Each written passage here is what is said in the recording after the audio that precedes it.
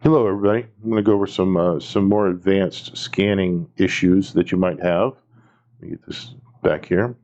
Again, this is my equipment in my office. This is my setup. Here's the table that I take care of clients on. That's the screen that they see. This is a C7000 scanner. It's Bluetooth and it's got a battery. Other than that, everything works the same with the pediatric or the C5000 scanner. So none of that changes. After the mechanics of the device, nothing else changes.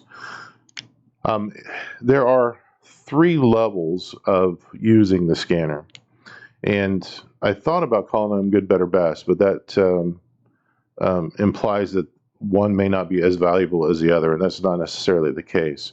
So there's the pristine, traditional way, there's the everyday quick use, and then there's the use as a review case.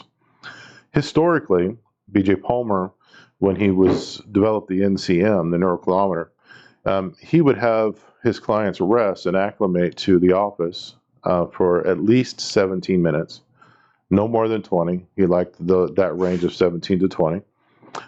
He would make sure women or anybody with long hair had it off their neck so that their skin had the best chance to acclimate or adapt to the temperature in the room. He would then come over, he would scan them before the adjustment. He would do all of his assessment protocols, and then he would have them rest after the adjustment. The rest allows their body to do some initial adaptation to the adjustment, to absorb that external destructive force in the adjustment, adapt it to internal restorative corrective measures, and then start to balance things out. And so he started at 28 minutes and then he ended up in that 18-minute range of resting. So anywhere between 15 and 25 minutes of rest. They would come out, they would sit in the exact same chair in the exact same place in the office, and he'd do the scan. And then we compare pre and post to see the change was taking place. That's critical on all of these. That change was taking place, and then that would be the end of the visit for that day. One of the critical things in understanding that is the pre and post. Again, adaptation is an ongoing moment by moment thing that our body does. And if it's not adapting, it's not expressing life to the fullest. It's not biologically advantageous if we're not adapting at every moment, at every time.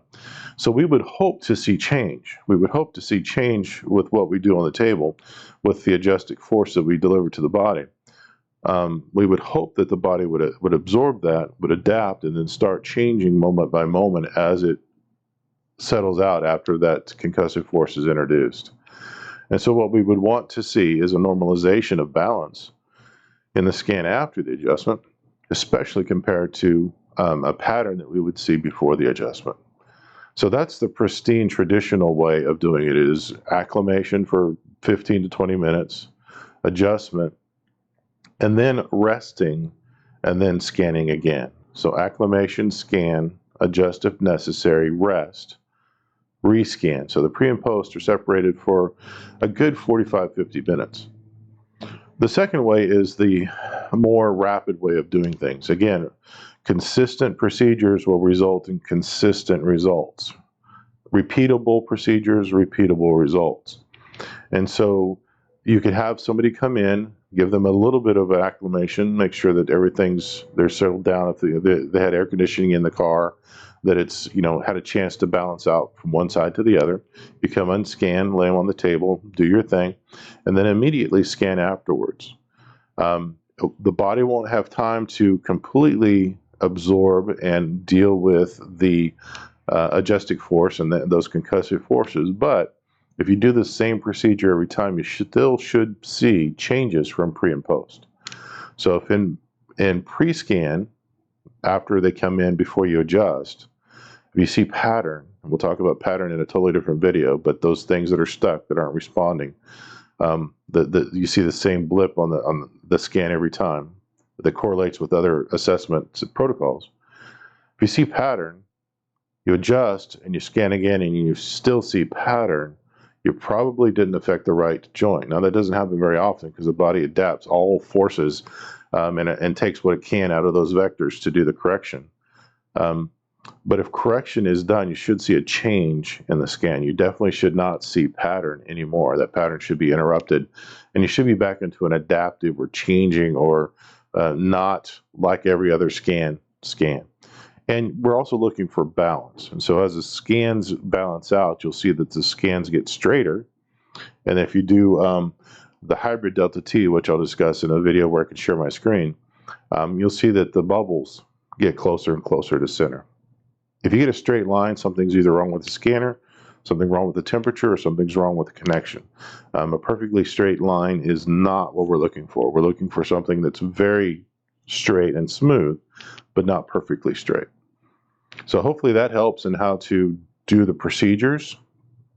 The last procedure I want to talk about is the initial scan, and then the initial exam, and then the re-exam. I have one client, one of our customers is extremely happy with this scanner. He calls it the lie detector, and he uses it on the initial exam only, occasionally on re-exams. He'll do a scan, see where the big breaks are, Gonstead principle, and says, oh, you didn't tell me about something that happened to this part of your back. And he uses it very well, and he loves it, and we love him. But he doesn't use it pre and post on every visit. We have clients that use it on every sixth visit as a re-exam kind of, how are we doing? All of that's perfectly good and useful ways to employ your scanner. I do the middle one. I know that some of my good friends do the pristine traditional way.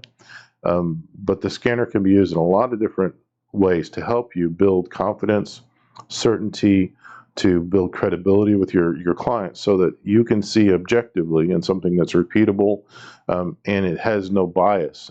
I can scan, Dr. Sam can scan, we can have somebody from the audience come and scan, and that scan should all be fairly close to the same. And so we have inter-examiner and intra-examiner reliability that's been tested over and over on these scanners. Trust your scanner.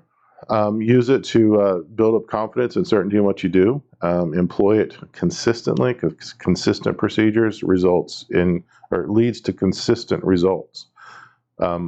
Repeatable procedures, repeatable results. Get that concept in your mind.